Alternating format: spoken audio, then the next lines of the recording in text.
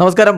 Raf talk ഫുട്ബോളിലേക്ക് എവർക്കും സ്വാഗതം. പലരും പ്രവചിച്ച കപ്പെടുക്കുമെന്നൊക്കെ പ്രവചിച്ച നെതർലൻഡ്സും വേൾഡ് കപ്പിൽ നിന്ന് പടിയിറങ്ങിയിരിക്കുന്നു. കിടിലൻ കളിയാ കളിച്ചത്. രണ്ട് ടീമും കട്ടക്ക് പോരാട്ടം നടത്തിയ മത്സരം ഒടുവിൽ പെനാൽറ്റി ഷൂട്ടൗട്ടിൽ വിധി എഴുതുമ്പോൾ ഒരിക്കൽ കൂടി പെനാൽറ്റി ഷൂട്ടൗട്ടിൽ വീണിട്ട് നെതർലൻഡ്സ് മടങ്ങുന്നു. കഴിഞ്ഞ വേൾഡ് കപ്പിൽ അർജന്റീനയോട് അവർ പെനാൽറ്റി ഷൂട്ടൗട്ടിൽ മടങ്ങിയത് ഓർക്കുക.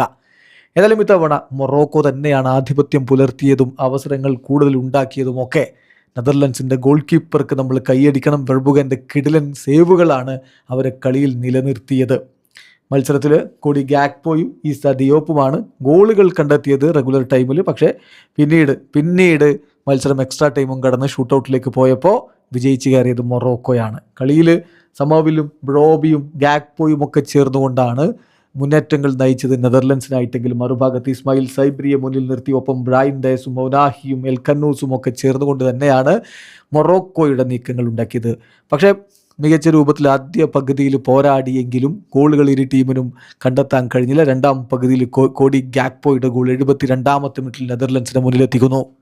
അദ്ദേഹം വല്ലാതെ വികാരാധീനാവുന്ന കാഴ്ച. അദ്ദേഹത്തിൻ്റെ പേഴ്സണൽ നഷ്ടം കഴിഞ്ഞ ദിവസമാണ് പ്രഖ്യാപിച്ചത്. അദ്ദേഹവും ഭാര്യയും അവരുടെ പിറക്കാനിരുന്ന കുഞ്ഞ് അവർക്ക് നഷ്ടപ്പെട്ട കാര്യം അവരറിയിച്ചിരുന്നു. അപ്പോൾ അതുകൊണ്ട് തന്നെ അദ്ദേഹം വിസിബിളി വല്ലാതെ ഇമോഷണലായിരുന്നു ആ ഗോളിന് ശേഷം. ഏതായാലും അത് കഴിഞ്ഞ് നെതർലൻഡ്സ് കളി പിടിക്കും എന്ന് തോന്നിയ ഘട്ടമാണ് നിരന്തരം ആക്രമിച്ച മൊറോക്കോ അവസാന ഘട്ടത്തിൽ വെർബ്രുഗൻ്റെ പ്രതിരോധവും തകർത്തുകൊണ്ട് ഇസാ ദിയോപ്പിലൂടെ ഒപ്പം പിടിച്ചു. 1-1 സമനില.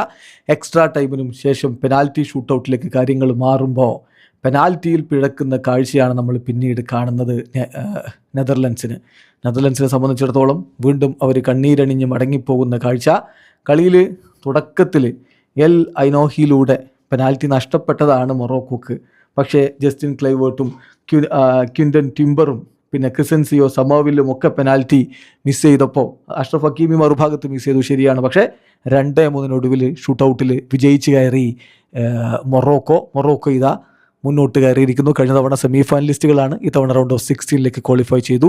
നെതർലൻഡ്സ് ഇത്തവണയും മടങ്ങുന്നു. വീഡിയോ അവസാനിക്കുന്ന ഫുട്ബോൾ ലോകത്ത് കൂടുതൽ വിശേഷങ്ങളുമായി റാഫ് ടോക്സ് വീണ്ടും എത്താം.